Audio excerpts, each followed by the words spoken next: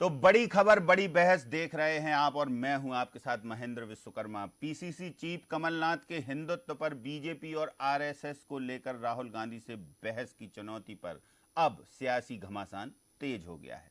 चिकित्सा शिक्षा मंत्री विश्वास सारंग ने चुनौती को स्वीकार करते हुए कमलनाथ और राहुल गांधी से खुले मंच पर बहस करने की नसीहत भी दे दी या चुनौती दे दी। वहीं नेता प्रतिपक्ष गोविंद सिंह ने सारंग के बयान को बड़बोलापन बताया और अपने कद के नेता से बहस करने और बहस से पहले सारंग को 3000 किलोमीटर की यात्रा तय करने की नसीहत दे डाली।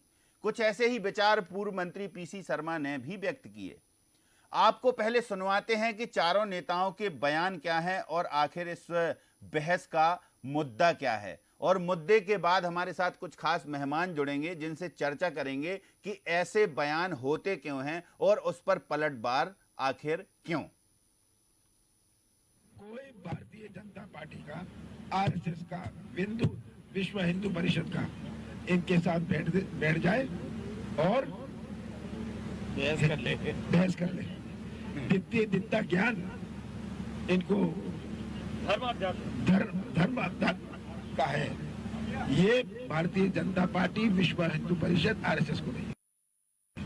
मुझे ज्ञात हुआ है कि कमलनाथ जी ने भारतीय जनता पार्टी के नेताओं को और देश की जनता में से किसी को भी ये चुनौती दी है कि वो आए और हिंदू धर्म पर राहुल गांधी से बहस कर लें। तो मैं कमलनाथ जी को कहना चाहता हूं, मैं खुली चुनौती देता हूं, राहुल गांधी आए और मुझसे बातचीत कर लें। मैं कोई बहुत ज्यादा धर्म का ज्ञानी नहीं हूं, मेरे को यह अहंकार भी नहीं है कि मैं किसी धार्मिक विचार को लेकर बहुत ज्ञानी हूं, परंतु ये बात तो सही है कि राहुल गांधी से तो मैं बहस कर ही सकता हूं। अब कमलनाथ जी ने यदि ये चुनौती दी है तो मैं उस चुनौती को स्वीकार करता हूं। बस कमलनाथ जी को अब ये स्वीकार करना पड़ेगा और राहुल गांधी आए और हिंदू धर्म पर मुझसे बहस करें। जिस यात्रा में क्रूर हिंदुत्व की बात की जाती है, वो राहुल गांधी जो भगवा आतंकवाद के संरक्षण देने की बात करते हैं, उन्होंने शुरुआत की। हिंदू धर्म में कोई आतंकवाद नहीं होता, हिंदू धर्म से ज्यादा कोई सहिष्णु नहीं है, हम हिंसा के खिलाफ हैं। पर हिंदू धर्म को बदनाम करना, हिंदू देवी देवताओं को बदनाम करना, ये कांग्रेस की आदत है। भगवा आतंकवाद किसने ये शब्द की शुरुआत की? कांग्रेस ने। क्रूर हिंदुत्व की बात करते हैं राहुल गांधी। मैं राहुल गांधी को चुनौती देता हूं, वो आए और मुझसे बात करे। मैं उनसे इस विषय पर सीधी बातचीत करने को तैयार हूं और उससे दूध का दूध और पानी का पानी सामने आएगा। वैसे राहुल गांधी में इतनी ताकत नहीं है और ना इतनी नैतिकता है कि वो इस तरह की चुनौती को स्वीकार करें। यदि कमलनाथ जी ने कहा है तो मैं इस चुनौती को स्वीकार करता हूं। देखिए, एक अहंकारी मंत्री जो मध्य प्रदेश में मुख्यमंत्री बनने की चाह में आ गया है, तो अहंकार में कुछ भी बोल सकता है। राहुल गांधी से अगर धर्म पे किसी को चर्चा करना है या किसी पर भी चर्चा तो करे ना, नरेंद्र मोदी जी करें, भागवत जी करें। विश्वास सारंग जी अपना कद देख लें पहले, और साथ साथ उनको साथ करना है तो हमारे कांग्रेस में पीसी शर्मा जैसे विद्वान है, उनसे ही कर लें। अपनी हैसियत देंगे। वो साधारण, अगर साथ करना है उनको, राहुल गांधी के पदचरणों में चलना है तो मध्य प्रदेश की यात्रा कर लें, 3000 किलोमीटर की पता चल जाएगा। कोई अपने छोटे मुँह बड़ी बात करना उचित नहीं है। हम तो कहते हैं हमारे उनके लिए राहुल राष्ट्रीय नेता, उनकी कोई हैसियत नहीं है। अगर बहस करना है तो पीसी शर्मा हमारे मंत्री रहे धार्मिक, उसमें चर्चा कर लें। तो कमलनाथ का एक बयान आता है और उस पर सियासी कितनी कवायद शुरू हो जाती है या सियासी आरोप प्रत्यारोप का दौर कैसे शुरू हो जाता है, ये आप देख ही रहे होंगे। दरअसल सबसे बड़ी बात यह है कि आखिर किस तरीके से एक बयान कितनी हाइप ले लेता है पॉलिटिक्स में खासकर, और पॉलिटिक्स भी उसी बयान को लेकर या उसी बयान के इर्द गिर्द शुरू हो जाती। हिंदुत्व की बात शुरू हुई थी, हिंदुत्व को लेकर राहुल गांधी की टिप्पणी आई थी, और उसके बाद भारत जोड़ो यात्रा से ज़्यादा हिंदुत्व चर्चाओं में रहा। कई सारे बयान आए, कई सारी बातें हुई, बहुत सारे नेताओं ने कहा, और लास्ट में जब भारत जोड़ो यात्रा मध्य प्रदेश से राजस्थान में प्रवेश कर गई, उसी समय कमलनाथ का एक स्टेटमेंट आता है। वो मीडिया से बात करते हैं और कहते हैं कि राहुल गांधी को धर्म और हिंदुत्व का इतना ज्ञान है कि आरएसएस, विश्व हिंदू परिषद और भाजपा के कोई भी नेता उनसे खुली बहस करें। ये खुली बहस की चुनौती जब विश्वास सारंग स्वीकार करते हैं तो अब देखिए सियासत कहां पहुंचती है कि पहले विश्वास सारंग का कद उन्हें बताया जाता है, उसके बाद बोला जाता है कि अब आखिर क्या होगा। तो क्या ये सब जरूरी है? ये बयानबाजी कितनी लाजमी है, या फिर ये बयानबाजी सिर्फ सियासी माइलेज लेने की एक बात है?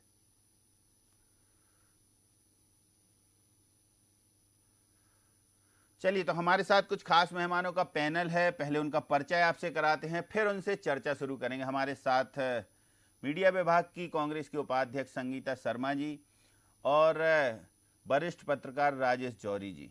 अभी हमारे साथ भाजपा के नेता भी जुड़ेंगे, उनसे भी पूछेंगे हम, लेकिन पहले संगीता जी से पूछते हैं। संगीता जी, कमलनाथ जी इतने सदे हुए नेता हैं, आखिर उन्होंने ये चुनौती देने की बात कैसे सोची? क्योंकि जब आरोप प्रत्यारोप लग रहे थे, जब राहुल गांधी जी ने हिंदुत्व को लेकर बात कही थी या राहुल गांधी जी के मंच से हिंदुत्व को लेकर बात हुई थी, तब ये बातें ये साफ हो गई थी कि चलिए अब भारत जोड़ो यात्रा पर कंसंट्रेट होगा। लेकिन फिर वही मामला उछलता है, फिर सियासी बार पलटवार का दौर होता है। आखिर ये मामले उठाए क्यों जाते हैं? कमलनाथ जी ने जानबूझकर ऐसा उठाया है मुद्दा, या फिर और कुछ है पर्दे के पीछे?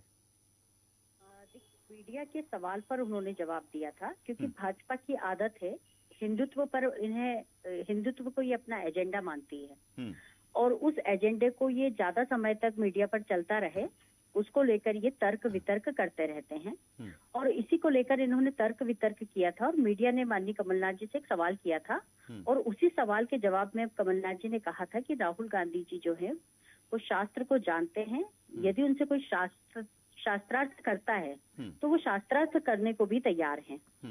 अब विश्वास सारंग जी ओवर कॉन्फिडेंट हैं, है ना, उन्होंने आकर कह दिया कि मैं करने को तैयार हूँ। ठीक है, अब इन्हें क्या है, इस मुद्दे को एजेंडा बनाना है, एजेंडा को आगे तक चलाना है, तो उसे बढ़ाते रहते हैं। ये अपने विभाग की बात कभी नहीं करते हैं। मध्य प्रदेश में बेरोजगारी है, इस पर कभी बात नहीं करते हैं। महंगाई बढ़ रही है, इस पर बात नहीं करते हैं, क्योंकि इनके खुद के शासन काल में, इनके खुद के मंत्रित्व होते हुए नर्सिंग घोटाला इतना बड़ा हुआ है, उस पर इन्होंने कभी कोई बयान नहीं दिया। अगर इन्हें बहस करना ही है तो ऐसे विषयों पर करें जो जनता से जुड़े मुद्दे हैं। जनता की आस्था के साथ खेल कर इस मुद्दे को एजेंडा बनाकर भारतीय जनता पार्टी इसे मीडिया में सुर्खियों में रहने के लिए का प्रयास किया जा रहा है। जहाँ तक बात है माननीय राहुल गांधी जी की, तो वाकई माननीय राहुल गांधी जी को जितना नॉलेज है, जितना वो हर विषय पर अच्छे पकड़ रखते हैं, मुझे नहीं लगता है भारतीय जनता पार्टी का ऐसा कोई नेता है जो राहुल गांधी जी के सामने बैठकर और शास्त्रार्थ कर सके। राहुल गांधी जी ने कई बार पहले भी कहा है कि मोदी जी मुझसे 15 मिनट की बहस कर ले, आज तक मोदी जी ने उनको वो समय नहीं दी। विश्वास सारंग जी यदि ओवर कॉन्फिडेंट हैं और वो समय दे रहे हैं, तो हो सकता है कि वो ये नहीं देख रहे हैं कि उन्हें किसको देना चाहिए था। मोहन भागवत जी भी हैं, मोदी जी भी हैं, अब ये पहले अपने बड़े बड़े नेता को तो बैठा लें और ये हमारे कांग्रेस के छोटे से कार्यकर्ता के साथ भी बैठ जाएं तो उनको जवाब मिल जाएगा। अच्छा, कुल मिलाकर ये है कि कमलनाथ जी यदि कहते हैं कि कोई भी तैयार हो तो वो बहस कर सकता है, तो ये माना जाएगा कि सबसे अहम बात कि अब जब कोई चुनौती स्वीकार कर रहा है तो आप लोग पीछे हट रहे हैं। अब तो वो यही कहेंगे ना शाम को। हाँ, हम पीछे क्यों हट रहे हैं? हमने तो कहा कि आए, 2-4 बहस करें हमारे कार्यकर्ताओं से, उसके बाद राहुल जी तक पहुंचे। बिल्कुल, पहले कार्यकर्ताओं से बहस करें, फिर राहुल जी तक पहुंचे। वहाँ अगर ये जीत पाते शास्त्रार्थ में, इन्हें इतना विश्वास है विश्वास जी को कि अगर ये जीत पाते हैं तो वहाँ तक पहुंचे। अभी तो हमारे कार्यकर्ताओं से एक बार शास्त्रार्थ कर लें। चलिए, राजेश जौहरी जी हमारे साथ जुड़े हुए हैं, आप बनी रहिए। संगीता जी दोबारा आपके पास लौटेंगे। राजेश जौहरी जी, क्या लगता है कि इस तरीके के बयान वास्तव में मीडिया में सुर्खियां बटोरने के लिए हैं, यार इस पर बार पलट बार और फिर उसके बाद हिंदुत्व, फिर बहस, फिर शास्त्रार्थ, क्या क्या होगा? देखिए महेंद्र जी, ये जो पॉलिटिकल नेता होते हैं, पॉलिटिकल लीडर्स होते हैं, इनको सब मालूम रहता है कि कब ऐसा कौन सी बात छेड़नी है जिससे कि वो लाइमलाइट में आ जाएं। और ये सारा खेल लाइमलाइट में आने का है, सारा खेल लाइमलाइट में आने का है। और इनको मालूम है कि कैसे ज्यादा समय तक मीडिया पे बने रहेंगे। शायद कमलनाथ जी का ये प्रयास भी उसी को लेकर है। दूसरा ये है कि हमारे देश की जो सिस्टम रहा है शास्त्रार्थ का, वो अभी से नहीं है, वो हजारों साल पुराना रहा है। वो चाहे फिर आदि शंकराचार्य और पंडित मंडन मिश्र का शास्त्रार्थ रहा हो, या फिर कालिदास जी किस तरह से कालिदास जी को बलि का बकरा बना के उनके सामने ले गए थे, जिनसे उनकी शादी हुई थी, और फिर बाद में कैसे उनकी जीभ कट गई थी, क्या क्या हुआ था, शास्त्रार्थ के कारण हुआ था। और शास्त्रार्थ के चलते बहुत सारी बार ऐसा हुआ है कि राज्य लोग हार गए हैं। जैसे जुए या दूसरी चीजों में होता था, वैसे शास्त्रार्थ में भी ये तक होता था कि जो दो मेन लोग हैं वो आपस में शास्त्रार्थ करते थे, और जो अगर समझ लो राजा है वो हार गया तो वो अपनी सत्ता भी हार जाता था। ऐसा भी हो चुका है अपने देश का। तो शास्त्रार्थ का अगर चुनौती दे रहे हैं कमलनाथ जी, तो कोई मतलब ऐसी चिंता की बात नहीं है। उनको मतलब अपने देश का तो ट्रेडिशन ही रहा है, अपने देश की संस्कृति रही है। अब सवाल ये है कि संगीता शर्मा जी ने, अभी कांग्रेस की जो प्रवक्ता है, उन्होंने कहा कि मीडिया के सवाल पर उन्होंने कहा, साथ में वो कह रही है कि बीजेपी का एजेंडा है। तो इसका मतलब ये होता है कि बीजेपी मीडिया से करवाती है। इसका सीधा सा भले उन्होंने बोला नहीं है, पर उनको सोचना चाहिए। आप प्रवक्ता हो, सोच समझ के बोलना चाहिए। इसका मतलब क्या मीडिया बीजेपी के हाथों में खेल रही है? क्या राहुल गांधी जी का भी यही जब उन्होंने इंदौर के पास मऊ है वहां पर उन्होंने भाषण दिया था, तो उन्होंने कहा था कि मैं इतनी बड़ी यात्रा निकाल रहा हूं, पर मुझे कहीं दिखाया नहीं जा रहा है, जैसे कुछ हो ही नहीं रहा है। जबकि जैसे पीटीआई है, टाइम्स ऑफ इंडिया है, और बड़ी बड़ी जितनी न्यूज एजेंसी हैं, सबके लोग, बड़े न्यूज घराने हैं, सबके लोग उनके साथ चल रहे हैं, उनके साथ जहां जहां जा रहे हैं। ऐसे में इस तरह का इल्जाम मीडिया पर लगाना, ये कांग्रेस को बंद कर देना चाहिए। उनके बड़े नेता ने भी वही किया, और जो इनकी प्रवक्ता कर रही हैं अभी थोड़ी देर पहले उन्होंने किया। तीसरी बात ये है कि विश्वास सारंग जो है, अगर आपने चैलेंज किया, कमलनाथ जी ने चैलेंज किया कि कोई भी आ जाए, तो अगर विश्वास सारंग तैयार हैं तो आपको उनके सामने करा देना चाहिए। जहाँ पे भी राजस्थान में है, अब विश्वास सारंग को बुलाइए, दोनों को आमने सामने बिठा लिए, और उस पूरे इवेंट को सोशल मीडिया और बाकी प्लेटफॉर्म्स पे लाइव करिए। अभी आपको पता चल जाएगा कौन किसके पास कितनी नॉलेज है। विश्वास सारंग हार जाएंगे तो कभी मुंह दिखाने के काबिल नहीं रहेंगे, और ऐसा ही दूसरी तरफ भी होगा। आखिरी बात ये है कि क्या कमलनाथ जी को ऐसा करना चाहिए था क्या? अब ये बड़ी बात कर रहे हैं ये लोग, स्टेटस की बात कर रहे हैं कि नहीं स्टेटस नहीं है। तो स्टेटस क्या होता है? पंडित मंडन मिश्र के सामने का स्टेटस आदि शंकराचार्य के सामने कुछ भी नहीं था। एक छोटे से मंदिर के पुजारी थे, मंडलेश्वर जो खरगोन जिले में आता है, वो थे पंडित जी।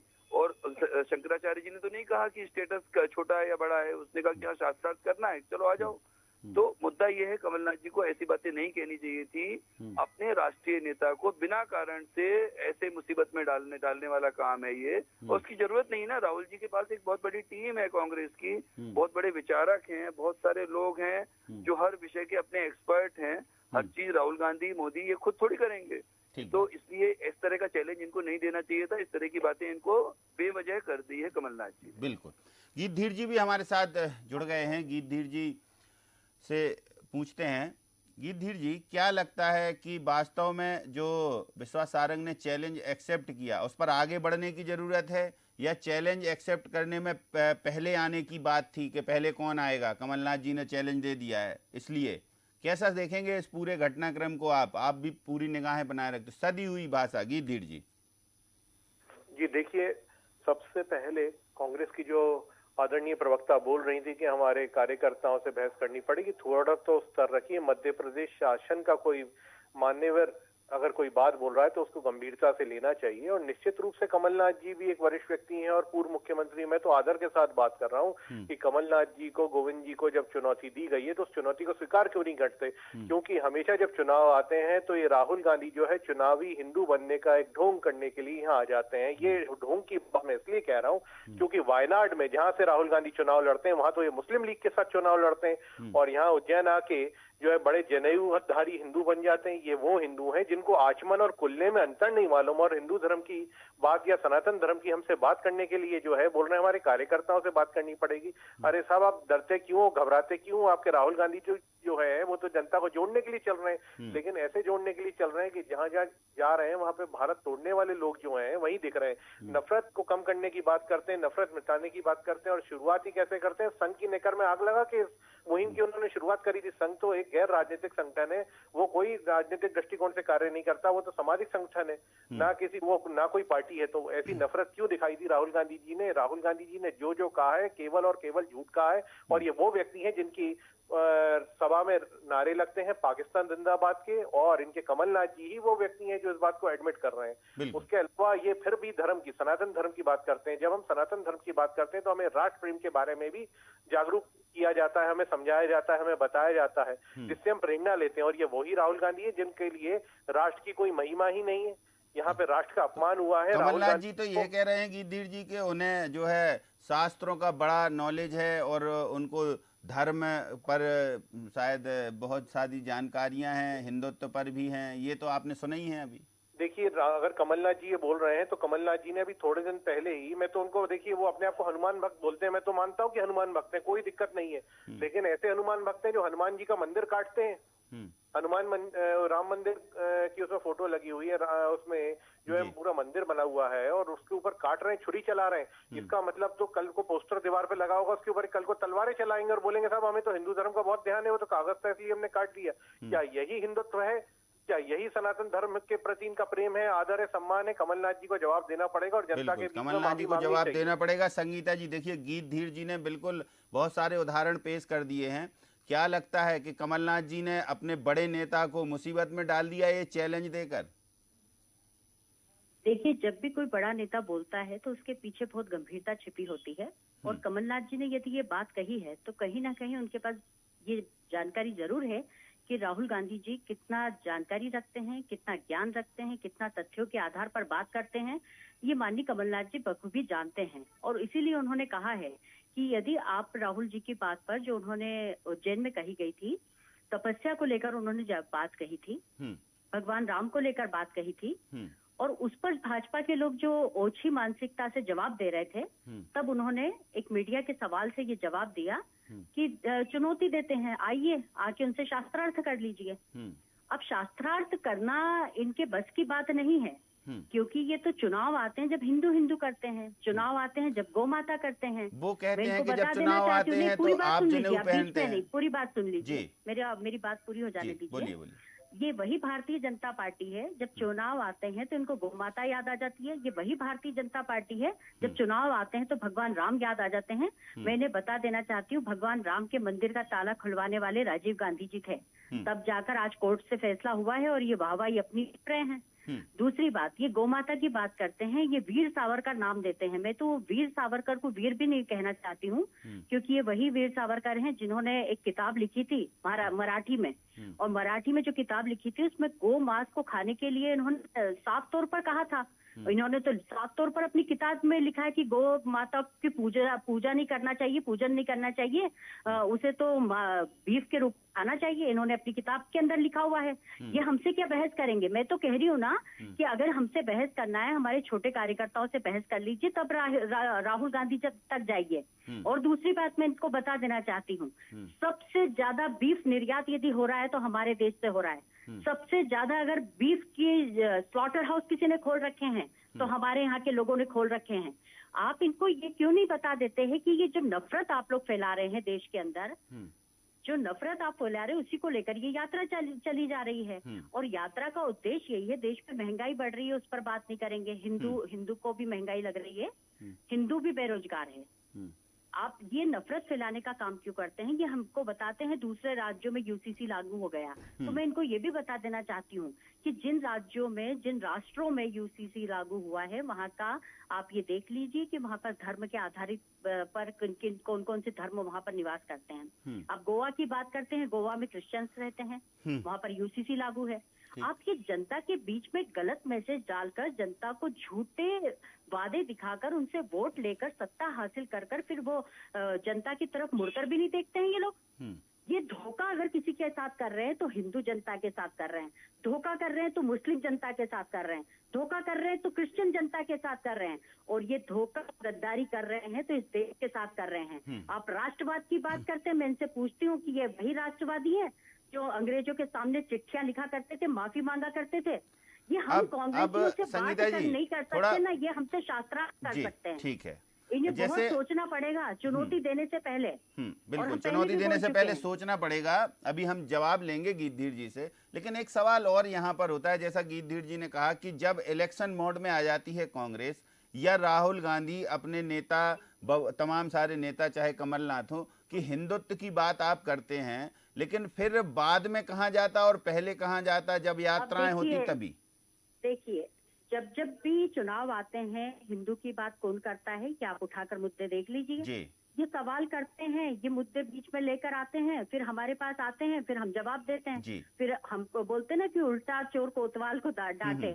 मुद्दा उठाते ये हैं, एजेंडा बनाते ये हैं, और जब वक्त आता है तो हमारे ऊपर बोल देते हैं। भाई हम तो कह रहे हैं ना कि हम तो सब धर्मों को, सब समाज को, सबको एक करना चाहते हैं, भारत को जोड़ना चाहते हैं, भारत को तोड़ना नहीं चाहते हैं। भारतीय जनता पार्टी फूट डालो की नीति से राज कर रही है। तो अब कमलनाथ जी ऐसा बोल देंगे क्या संगीता जी कि चलिए पहले हमारे कार्यकर्ताओं से बहस कर लीजिए, ऐसा स्टेटमेंट देखने को मिलेगा क्या?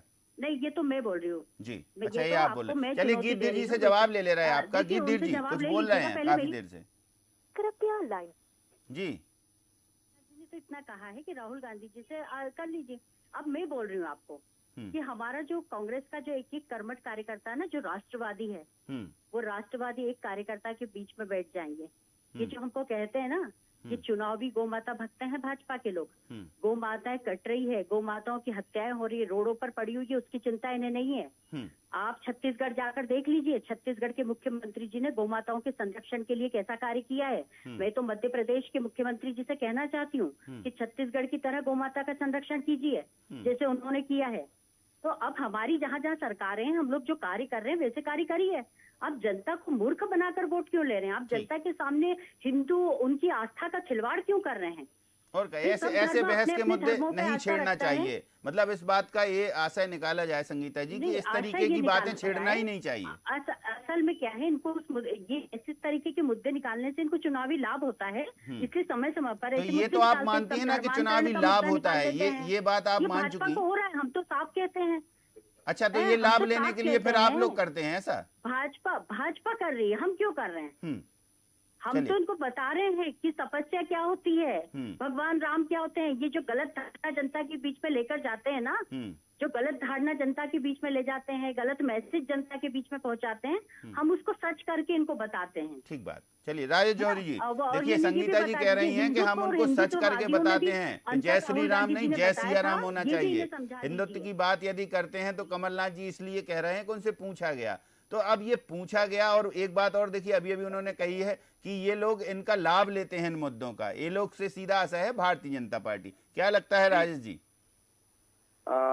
देखिए, एक तो ये है कि जो अगर कांग्रेस को मालूम है कि इससे लाभ ले सकते हैं तो कमलनाथ जी को तो और ज्यादा बचना चाहिए था इस मामले से। भाई अगर आपको मालूम है कि ये धर्म के मामलों को, तो धर्म के मामले में कोई मीडिया वाला हम और आप जैसे कोई लोग पूछेंगे तो कमलनाथ जी का इतना अच्छा बयान हो सकता था इसमें कि भैया देखो, इस विषय पे मैं कुछ नहीं बोलूंगा क्योंकि ये विषय लोकतंत्र के लिए, हमारी भारत जोड़ो यात्रा इसी के खिलाफ है, भाजपा की इसी चीज के खिलाफ है, इसलिए हम धर्म की बात पे नहीं करेंगे। हम तो हमारे लिए हिंदू मुस्लिम सिख ईसाई सब बराबर हैं और हम जोड़ने के लिए निकले, तोड़ने के लिए निकले हैं। पर तोड़ने वाला स्टेटमेंट दे दिया।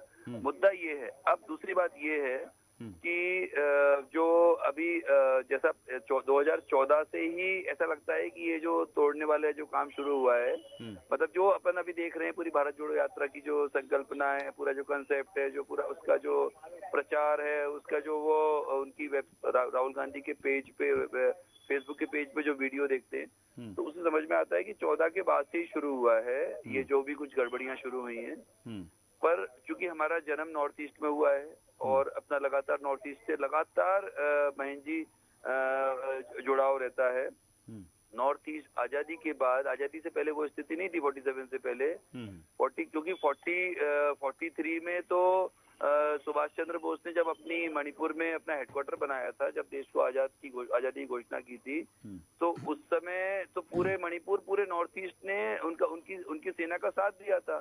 तब जाके फिर अंग्रेजों ने असम राइफल्स बनाई और वो एक नया कैडर डेवलप किया, है ना। अब बात ये है कि आज उसी नॉर्थ ईस्ट के 5 जो प्रदेश हैं, मतलब असम को और अरुणाचल को छोड़ दे तो 5 प्रदेशों में स्थितियां जो है, हिंदू पॉपुलेशन बिल्कुल ना के बराबर हो गई है, नेग्लिजिबल हो गई है, और स्थिति ये है कि माइनॉरिटी में आ गए हैं 5 स्टेट। ऐसी स्थिति बंगाल, असम और केरला की है। लगातार जो है बंगाल, असम और केरला में लगातार आप देखिए 47 के बाद से जो स्थितियां बन रही हैं, असम बंगाल में तो लगभग 7,000 गांव हिंदू विहीन हो गए, उनमें एक भी हिंदू नहीं बचा है। तो हमारा मतलब है, इसे जोड़ना कहते हैं क्या कि इसे जोड़ना कहते हैं कि नॉर्थ ईस्ट को मुख्य धारा लोग की पॉलिसी में मुख्य धारा में लाया गया। नॉर्थ ईस्ट में जो भी जनगणना रजिस्टर, सिटीजन जो रजिस्टर है, उसको एनआरसी को लागू करने के लिए कोशिश की गई। जितने बांग्लादेशी हैं जिन्होंने डेमोग्राफी, जो जनसंख्या का संतुलन गड़बड़ कर दिया है, उसको सही करने की कोशिश की गई। जो अवैध धार्मिक स्थल बनाए गए हैं तो उसको, उनके खिलाफ कार्रवाई की जा रही है। क्योंकि धार्मिक स्थल की प्रॉब्लम नहीं है, प्रॉब्लम है उन धार्मिक स्थलों से अवैध गतिविधियां जो तो ये बयान अभी लंबे खींचेंगे, ये माना जाए। ये कहना है कि जोड़ना, मतलब आप जोड़ने के लिए, जब आप जोड़ने निकले हैं तो आपको धर्म पे बयान नहीं देना था, क्योंकि आप धर्म के एक्सपर्ट आप है ही नहीं। मतलब सीधी सी बात ये है। अब हम तो चैलेंज कर रहे हैं संगीता जी को, आप तो कमलनाथ जी को, या चलो आप ही संगीता जी कह देंगे आपका लेवल बहुत छोटा है, तो आप जिसके साथ पे हमें राजेश जौहरी के साथ बिठाल दे और धर्म पे डिस्कस करने के लिए। चलिए खैर, अभी तो क्या है कि कमलनाथ जी ने 3 नाम लिए हैं, विश्व हिंदू परिषद, आरएसएस और भाजपा जी। तो हमारी यानी कि मीडिया की तो भूमिका को अभी उन्होंने थोड़ा सा रखा है दूर, लेकिन फिर भी आप जो कह रहे हैं वो समझ में आती बात। तो ऐसा ये लगता है कि कुछ जल्दबाजी में कमलनाथ कुछ ज्यादा बोल गए, ऐसा? हाँ, जल्दबाजी में, अति जोश में ज्यादा बोल गए वो। चलिए, और जोश बड़ी खराब चीज होती है। इतना अच्छा काम कर रहे हैं आप, इतनी बड़ा मूवमेंट चल रहा है, ऐसे में जोश की जरूरत ही नहीं है। बिल्कुल आपका सब कुछ बहुत समर्थन मिल रहा है आपको। सही बात है। आप ऐसे काम करके गड़बड़ कर देंगे पूरे आपके मूवमेंट को। ठीक बात है। तो सोच समझ कर बोलना चाहिए। कुल मिलाकर हम ये कह सकते हैं कि तोल मोल के बोल वाली जो कहावत है उसको अमल करना चाहिए। बहुत जल्दबाजी, बहुत उत्साह की बात नहीं है। फिलहाल आप तीनों मेहमान हमारे साथ इस महत्वपूर्ण चर्चा में शामिल हुए, बहुत शुक्रिया आपका। बहुत शुक्रिया राजेश जौहरी जी, बहुत शुक्रिया गीत धीर जी, और बहुत शुक्रिया संगीता शर्मा जी। तो हिंदुत्व पर बहस की चुनौती कमलनाथ को देना ऐसा लग रहा है कि अब भारी पड़ रहा है, क्योंकि चुनौती स्वीकार की है चिकित्सा शिक्षा मंत्री विश्वास सारंग ने। लेकिन अब जब चुनौती स्वीकार हो गई, तब कांग्रेस के दूसरे नेताओं के बयान आते हैं कि ये उनसे बहस करने के लायक ही नहीं है। पहले कार्यकर्ताओं से बहस करें, पहले कांग्रेस के जो बी ग्रेड के नेता हैं उनसे बहस करें। अब देखते हैं कि ये जो बयानबाजी है अब ये कहां तक जाती है, और इस बयानबाजी के क्या क्या रिएक्शंस हमें देखने को मिलते हैं। इन सब पर हमारी नजर रहेगी। लेकिन बड़ी खबर, बड़ी बहस में इतना ही। मुझे दीजिए इजाजत। नमस्कार।